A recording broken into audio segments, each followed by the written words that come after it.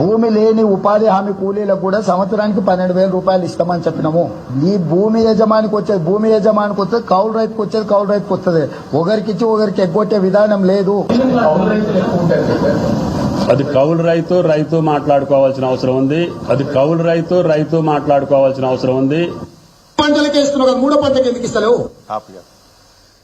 మీరు చూశారు, 2 పంటలకే ఎందుకు ఇస్తావు, 3 పంటలకు రైతు బంధు ఇవ్వాలన్నాడు. ఉన్న పంటకు ఎగబెట్టిండు కదా ఈ రేవంత్ రెడ్డి. ఇప్పుడు ఉన్న పంటకే రైతు బంధు ఎగబెట్టిండు. అంటే ఎన్నికల ముందు ఇంకో మాట చూశారు, కౌలు రైతుకు ఇస్తాం, రైతుకు కూడా ఇస్తామన్నాడు రైతు బంధు. కౌలు రైతుకి ఇచ్చినామని రైతుకు ఎగ్గొట్టం, రైతుకి ఇచ్చినామని కౌలు రైతుకు ఎగ్గొట్టం అన్నాడు ఆనాడు రేవంత్ రెడ్డి గారు. ఇవాళ ఏమంటున్నారు, అది కౌలు రైతు ఇద్దరు మాట్లాడుకోవాలి అని చెప్పి నిస్సిగ్గుగా మాట మార్చిన ఈ ప్రభుత్వ తీరు మీరు గమనించవచ్చు.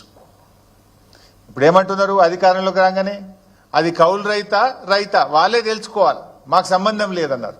ఆ రోజేమో కౌలు రైతుకు ఇస్తాం, 3 పంటలకు రైతు బంధు ఇస్తాను. నిన్న మాట్లాడుతుండు సిగ్గు లేకుండా ముఖ్యమంత్రి. ఏం మాట్లాడుతుండే నిన్న, గత ప్రభుత్వం అట యాసంగి పంటలో రైతు బంధు ఎగ్గొట్టిందట. రైతు బంధు డబ్బులు ఇవ్వడానికి మేము జమ చేసి ప్రకటన కూడా చేస్తే ఎలక్షన్ కమిషన్ కంప్లైంట్ ఇచ్చింది మీరు, రైతు బంధును ఆపింది మీరు. ఇంకా అప్పుడు నువ్వు రెచ్చిపోయేమన్నావు, ఇప్పుడైతే 10,000 మేమొస్తే 15,000 రైతు బంధు వేస్తా అని ఎన్నికల్లో ప్రచారం చేసినావు. డిసెంబర్ 7వ తారీఖు నాడు ముఖ్యమంత్రిగా బాధ్యత తీసుకున్నావు. నాట్లు ఎప్పుడు పడతాయి తెలంగాణలో? డిసెంబర్ 7 తర్వాత 10 తర్వాత జనవరి దాకా పడుతుంటాయి నాట్లు. ఎప్పుడైనా డిసెంబర్, జనవరి, ఫిబ్రవరిలో రైతు బంధు వేసినాం. ఇప్పుడు నువ్వు ఎప్పుడు ఇస్తా అంటున్నావు రైతు బంధు? జనవరి 17వ తారీఖు తర్వాత రైతు బంధు ఇస్తా అంటున్నావు. డిసెంబర్ 7 నాడే నువ్వు ముఖ్యమంత్రి అయితివి, మరి నువ్వు ఇవ్వాలి కదా రైతు బంధు.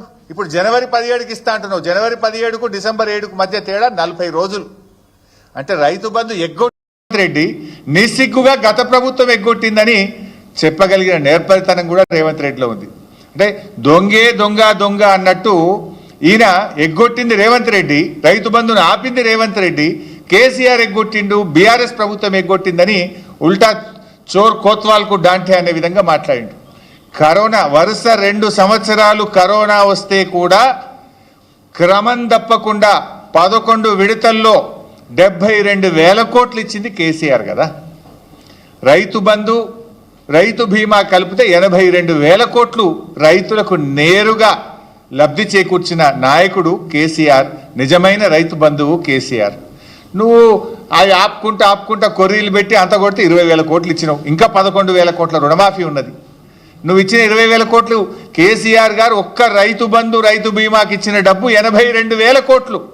అంటే నీకంటే 4 రెట్లు అధికంగా ఇచ్చిండు కేసీఆర్ గారు.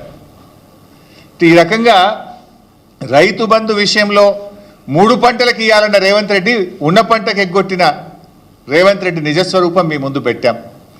అదేవిధంగా రెండవది బతుకమ్మ చీరలు. బతుకమ్మ చీరల్లో ఎట్లా మాట్లాడిండు, ఆయన నోటికి మొక్కాలి, చాలా గొప్ప సుభాషితాలు వల్లించిండు. ఒక్కసారి ఆ దివ్య ప్రవచనాలు చూద్దాం. ఒక మంచి డిజైన్ తో ప్రతి ఆడబిడ్డకు 2 చీరలు ఇస్తే 1,30,00,000 చీరలు మంచి డిజైన్లతోని